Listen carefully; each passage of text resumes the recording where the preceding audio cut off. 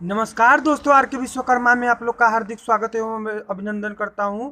यह विषय भाषा विज्ञान का द्वितीय प्रश्न पत्र है। 10वां पाठ का 9 करवा चुके हैं। 9वां पाठ आज करवाने जा रहे हैं। आकार मूलक भाषा की उपयोगिता। हाँ दोस्तों, आकार मूलक भाषा की उपयोगिता, इसका अर्थ यह होता है कि आकार मूलक भाषा हमारी दैनिक जीवन में बहुत महत्वपूर्ण होता है।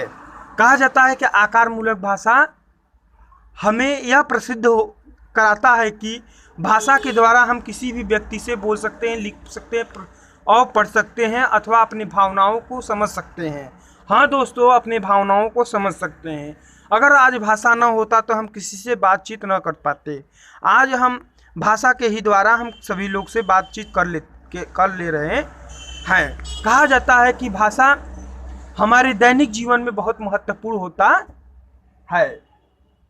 माना जाता है कि हमारा जो राष्ट्रीय भाषा हिंदी भाषा है दोस्तों, इसका जो व्याकरण बहुत सरल होता है दोस्तों, क्योंकि हम लोग इतना बोलते हैं इस भाषा को इतना बोलते हैं कि हमें समझ में आ जाता है दोस्तों।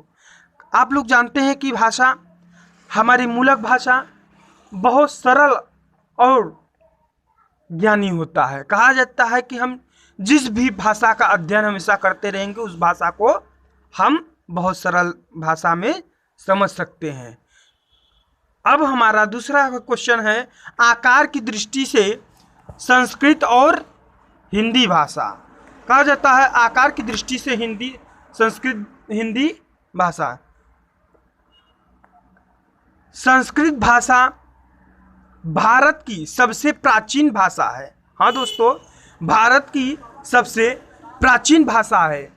यह पूरे विश्व में बोले जाने वाले हैं। इस भाषा से कई भाषाओं की उत्पत्ति हुई है दोस्तों, जैसे कि हिंदी भी भाषा संस्कृत भाषा से उत्पत्ति हुई है।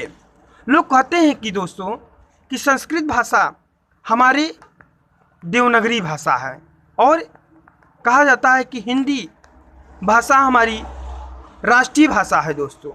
इसी भाषा के माध्यम से हम अपना सारा कार्य करते रहते हैं।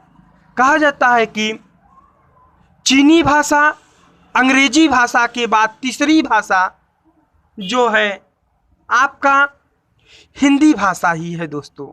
आप लोग सभी लोग जानते हैं कि चीनी भाषा और अंग्रेजी भाषा के बाद तीसरी भाषा हिंदी भाषा है। आई होप यू कि आप लोग को समझ में आ गया होगा दोस्तों। धन्यवाद। अगर इसी प्रकार से आप ये भी वीडियो चाहते हैं इसे लाइक सब्सक्राइब कर दीजिएगा, क्योंकि अगला वीडियो मैं इसी